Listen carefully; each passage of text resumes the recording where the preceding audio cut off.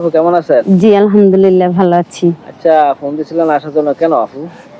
আ আসতে বলছি যে আমি মানে খবর পাইছি যে আপনারা অনলাইনের মাধ্যমে ছেলে-মেয়েদেরকে বিয়ে দেন। হুম। তার জন্য আমিও মানে একটা ডিভোর্সি নারী।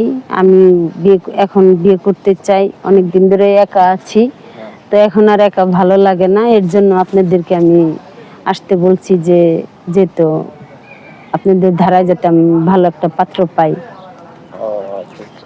তো আপনি কি আর বিয়া একটা হইছে না? হ্যাঁ, বিয়ে হয়েছিল, ডিভোর্স হয়েছে। তো আচ্ছা ওই পাত্র ডিভোর্স হইছে কি জন্য? সমস্যাটা কি? স্বামী ভালো না। কি কি করে?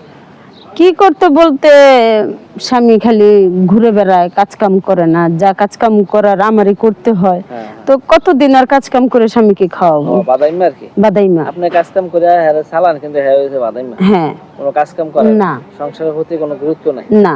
ও হতে ঘুরে গেলে নাকি? ঘুরে গেড়ে খালি, হ্যাঁ। এইজন্য ডিভোর্স করে দিছেন না? এইজন্য ডিভোর্স হইছে। এটা কি আপনি করছেন নাকি ফ্যামিলি করতে পারবে? আমিই করে দিছি। আপনি করে দিছেন না? হ্যাঁ। ও বুঝতে পারছি। তো কত বছর আগে আপনার এই ডিভোর্সটা হইছে? ২ বছর। ২ বছর হইছে? হ্যাঁ, এখন ২ বছর আপনি একা আছেন না? একা আছি। বুঝতে পারছি। তো আপনি ডিভোর্স হওয়ার এখনো কোনো পাত্র পান না?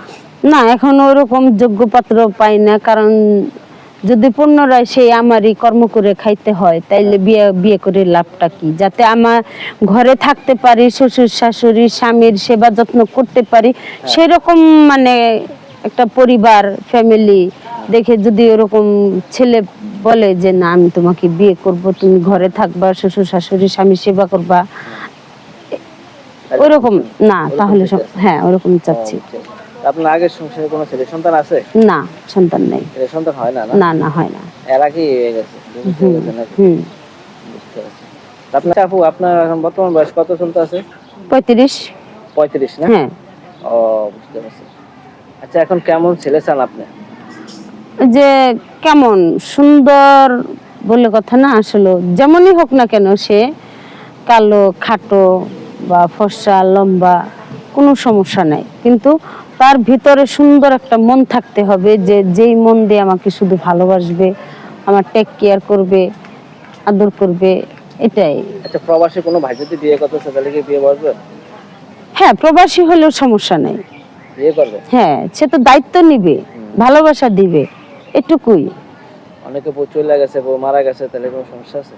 ওনাদের তো কোনো সমস্যাই নেই, তাইলে আরো ভালো।